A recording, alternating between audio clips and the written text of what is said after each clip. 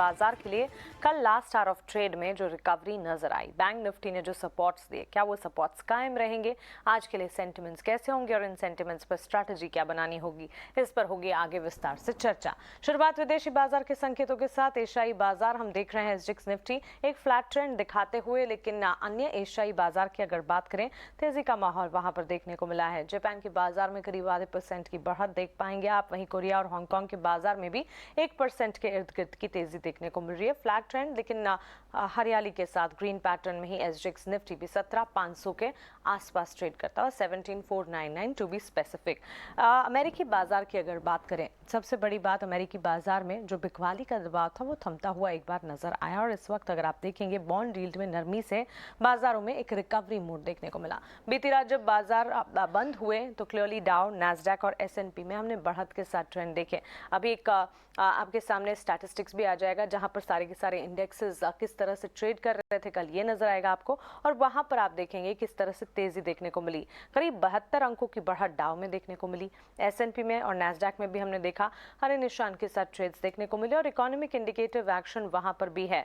नतीजों के लिहाज से अभी वहां पर कुछ चुनिंदा नंबर्स हैं जो आ रहे हैं, कुछ डेटा पॉइंट्स हैं जो आ रहे हैं, जिसका एक इम्पैक्ट है जो कि इन मार्केट्स पर पड़ता हुआ देखने को मिला और बढ़त जो है वहां पर देखी।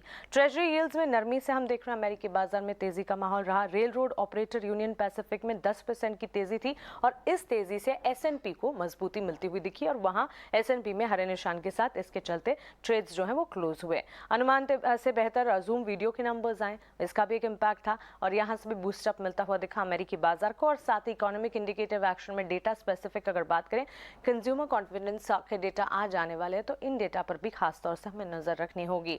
इसके अलावा दोपहर की अगर बात करें, कल दोपहर यूरोपीय बाजार में कमजोर हफ्ते के बाद यूरोपियन मार्केट्स में भी तेजी का मूड कल आफ्टरनून सेशन में देखने को मिला था। पीएम ऋषि सुनाक ने ईयू के साथ नई ट्रेड डील की है। यूएस डॉलर के सामने स्टर्लिंग में 0.9% की तेजी देखने को मिली है। तो ये सारे के सारे फैक्टर्स थे जो कि यूरोपियन मार्केट्स को भी तेजी प्रदान कर रहे थे। इसके अलावा अन्य संकेतों की अगर बात करें, बॉन्ड यील्ड 3.9% पर अब भी बरकरार है। डॉलर इंडेक्स में नरमी है और इसी के चलते कमोडिटी मार्केट्स पर भी एक इम्पैक्ट पड़ता हुआ दिख रहा है। सोने चांदी की चाल में हल्की सी बढ़त देख पाएंगे आप। कच्चे तेल की चाल को अगर देखेंगे, ब्रेंट $82-83 बैरल के आसपास ही ट्रेड करता हुआ और ब्याज दरों में बढ़त और मांग में कमी की चिंता से कच्चे तेल में ये नरमी का रुख नजर आ रहा है। तो ऑल इन ऑल सेंटिमेंट्स जो है ऑन पॉजिटिव साइड, क्योंकि एशियाई बाजार की शुरुआत ठीक ठाक होती हुई दिखी है। अमेरिकन मार्केट्स कल कई सारे फैक्टर्स थे जिसके चलते चल गए पॉजिटिव, वहां पर स्टांस देखने को मिला। अब ये पॉजिटिविटी भारतीय बाजार की तरफ भी आगे बढ़ेगी या नहीं, इस पर हमें आगे देखना होगा। लेकिन चलिए आगे देखते हैं और समझते हैं कि संस्थागत निवेशकों की तरफ से क्या हुआ। जी एफआईएस डीआईएस के आंकड़े में एफआईएस की बिकवाली का रुख तो जारी है और कल के डेटा पॉइंट्स भी अगर आप देखेंगे, करीब 2022 करोड़ की बिकवाली एफआईएस ने कैश मार्केट में की है। 2231 करोड़ की खरीदारी डीआईएस की तरफ से कैश मार्केट में आई है। तो एफआईएस की सेलिंग कैश मार्केट पर लगातार जारी है और उसके सामने डीआईएस खरीदारी भी कर रहे हैं, डीआईएस का सपोर्ट है।